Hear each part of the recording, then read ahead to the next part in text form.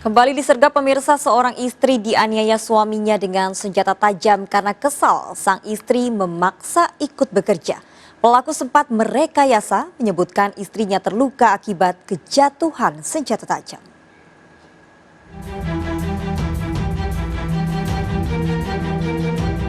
Rahma telah sadar dari pingsan dalam perawatan di Rumah Sakit Umum Daerah Dompu setelah sebelumnya punggungnya mengalami luka parah akibat dianiaya suaminya dengan senjata tajam.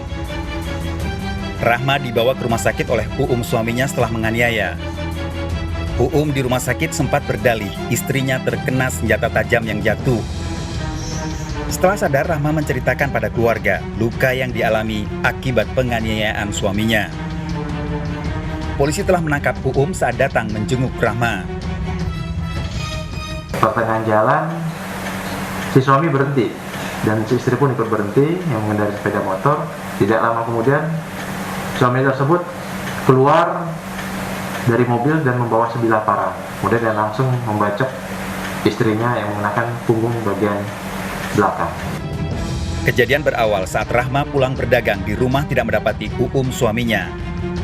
Rahma menelpon suaminya tidak diangkat, kemudian menelpon teman yang di dekatnya, namun tidak mau menerima panggilan teleponnya. Rahma kemudian menyusul yang akan mencari buah asam ke perkebunan.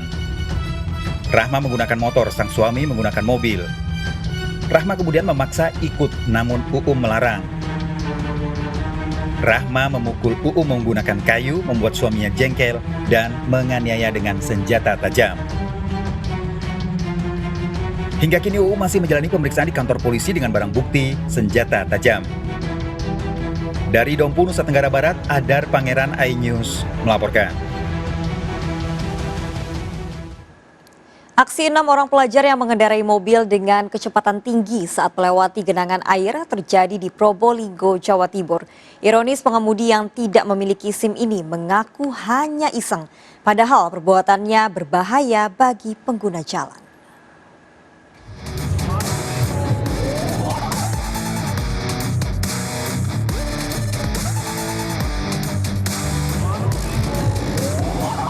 Inilah aksi 6 pelajar warga Kanigaran, Kota Probolinggo, Jawa Timur saat melewati genangan air di Jalan Cokro.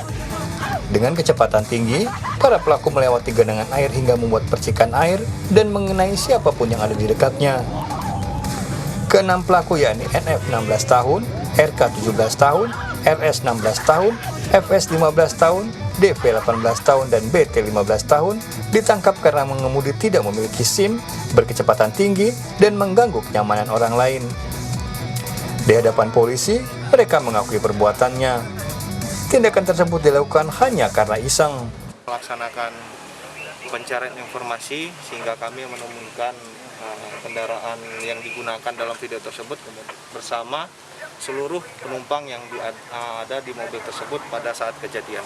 Karena kami atas kejadian kemarin yang sempat viral, kami mohon maaf yang sebesar-besarnya kepada warga Kota Probolinggo. Para pelaku yang masih di bawah umur tidak memiliki SIM diberi pembinaan dan penahanan kendaraan.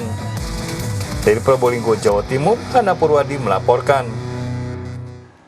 Seorang pria ditemukan tewas mengenaskan terjatuh dari ketinggian jalan layang Nontol Antasari, Kebayoran Baru, Jakarta Selatan.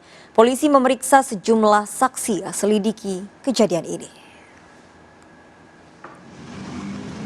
Warga digemparkan dengan temuan seorang pria yang tewas diduga terjatuh dari jalan layang Nontol Antasari, Jakarta Selatan. Korban merupakan warga sekitar dan sebelum kejadian sempat mengendarai motor. Saat ditemukan, korban terluka parah dan sempat dibawa ke puskesmas, namun nyawa korban tak tertolong. Polisi yang datang ke lokasi memeriksa sejumlah saksi.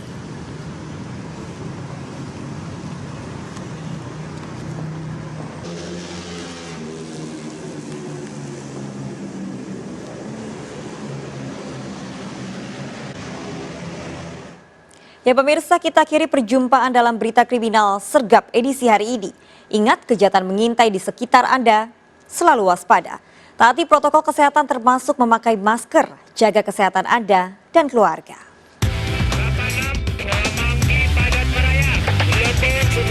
Jajaran Puri hingga saat ini aman terkendali. 86, seluruh jajaran kuda-kuda